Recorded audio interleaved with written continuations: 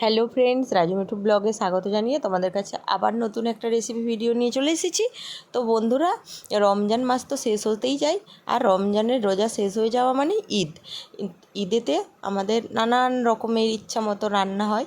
তো ঈদ স্পেশাল সবথেকে প্রিয় বিরিয়ানি, চিকেন বিরিয়ানি। তো চিকেন বিরিয়ানিটি আজকে আমি ঈদ স্পেশাল বানিয়ে ফেলেছি। তো আমি এই চিকেন বিরিয়ানি কিভাবে বানিয়েছি সম্পূর্ণ ভিডিওটা আমার দেওয়া আছে। বন্ধুরা চলো তোমরা দেখতে থাকো আমার এই ভিডিওটা।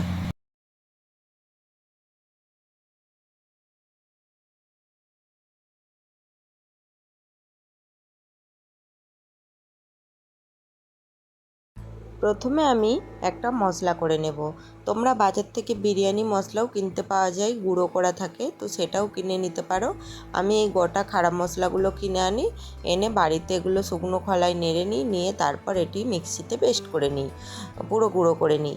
এইভাবে করি, এতে দারুণ গন্ধ আসে, স্বাদও ভালো হয়। কিন্তু ওই বাজারের কেনা গুঁড়ো মশলাটা আমার ঠিক পোষায় না, তাই আমি ওইভাবেই মশলাটা করি।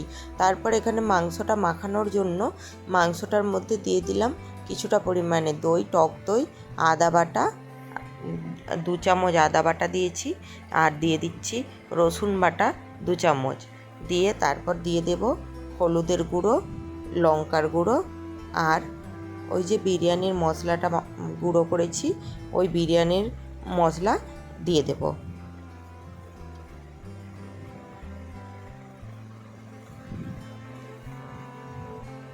সাথে দিয়ে দেব লবণ, আর বেশ কিছুটা পরিমাণে সরষের তেল। লবণ আর সরষের তেলটা বেশ কিছুটা পরিমাণেই দিতে হবে, এমন পরিমাণে দিও যেন একেবারে প্রায় মাংসটায় যতটা লবণ লাগে ততটাই যেন দেওয়া হয়ে যায়, আর তেলটাও যতটা পরিমাণ দরকার ততটাই পরিমাণে তেলটা এখানে দিয়ে দিও। কেন আমি আর আলাদা করে কষার সময় কোনো তেল ইউজ করব না। তো এখানে আমি মোটামুটি একটা লবণ আর তেলটা আন্দাজ করে দিয়ে দিয়েছি। তো লবণটা লাগলে আবার আমি পরে দিয়ে দেবো। তো এটাকে ভালো করে মাখাতে হবে, বেশ যত ভালো করে বিরিয়ানির মাংস মাখাবে তত বিরিয়ানির স্বাদ বাড়বে। তো এটাকে বেশ কিছুক্ষণ ধরে আমি ভালো করে মাখিয়ে নিয়ে আমি এটা ফ্রিজে রেখে দিচ্ছি।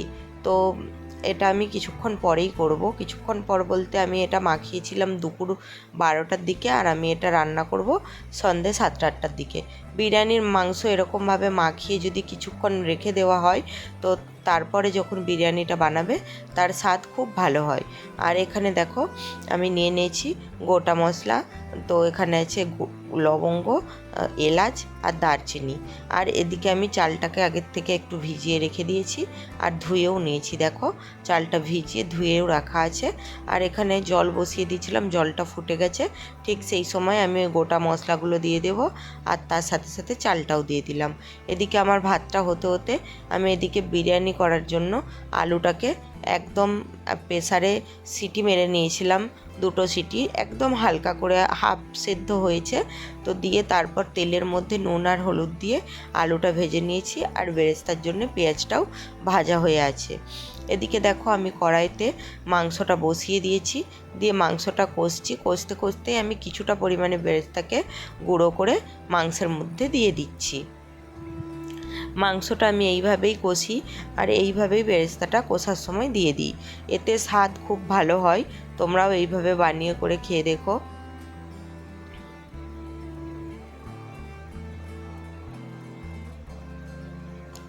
দেখো বন্ধুরা, আমার ভাতটা হয়ে গেছে। তো কত সুন্দর ঝরঝরে সরু হয়েছে। তো যাই হোক, ভাতটা আমার রেডি হয়ে গেছে, আর এদিকে আমি মাংসটা কষাচ্ছি। মাংসটা কষানো হয়ে গেলেই ব্যাস বিরিয়ানির প্রথম ধাপ শেষ। মাংসটা আমার কষানো হয়ে গেছে। আমি এরপর যেই হাঁড়িটার মধ্যে সেট করব, সেই হাঁড়িটার মধ্যে নিচেতে ঘি লাগিয়ে দিলাম, আর দিয়ে দিলাম কিছু আলুকে কেটে রেখেছি, এরকম পাতলা পাতলা করে আলুগুলো বিছিয়ে দিয়ে ওপর থেকে ভাত দিয়ে দিচ্ছি। আর একটা দুধের সাথে দিয়েছি গোলাপ জল, মিঠা আতর, আর ফুড কালার। আর এখানে দেখো লেয়ারে লেয়ারে সাজানোর জন্য ভাত দিলাম, তারপরে ঘি, তার বেরেস্তা, বিরিয়ানির মশলার যে গুঁড়োটা দিয়ে তারপরে আবার মাংস দিলাম। এইভাবে প্রতিটা লেয়ার এইরকমভাবে সাজিয়ে তো দিয়ে দেব। তো চলো বন্ধুরা, তোমরা ভিডিওটা কন্টিনিউ দেখতে থাকো। আর অবশ্যই ভিডিওটা ভালো লাগলে লাইক, কমেন্ট আর শেয়ার করো। আর যারা আমার চ্যানেলে নতুন তারা অবশ্যই করে চ্যানেলটা সাবস্ক্রাইব করে আমার পাশে থেকো। তো দেখো, ওইভাবে দিয়ে দিলাম পুরো বিরিয়ানিটা। দিয়ে একটু আটা মাখিয়ে রেখেছিলাম, আটাটাকে হাঁড়ির চারিদিক দিয়ে ভালো করে লাগিয়ে দিয়ে ঢাকনাটা এইভাবে দিয়ে দিলাম। দিয়ে গ্যাসের মধ্যে আমি 25 মিনিট রাখবো লো ফ্লেমে। তো 25 মিনিট পর এটা আমি খুলে দেখবো, আমার মোটামুটি বিরিয়ানিটা রেডি হয়ে যাবে। তো এইভাবে বিরিয়ানি করলে দারুণ স্বাদ আর গন্ধ হয়। তোমরা একবার ট্রাই করে দেখো, খুব ভালো লাগে এইভাবে। তো চলো বন্ধুরা, আবার আসবো নতুন একটা ভিডিও নিয়ে খুব তাড়াতাড়ি তোমাদের কাছে। ততক্ষণ ভালো থেকো, সুস্থ থেকো, টাটা বন্ধুরা।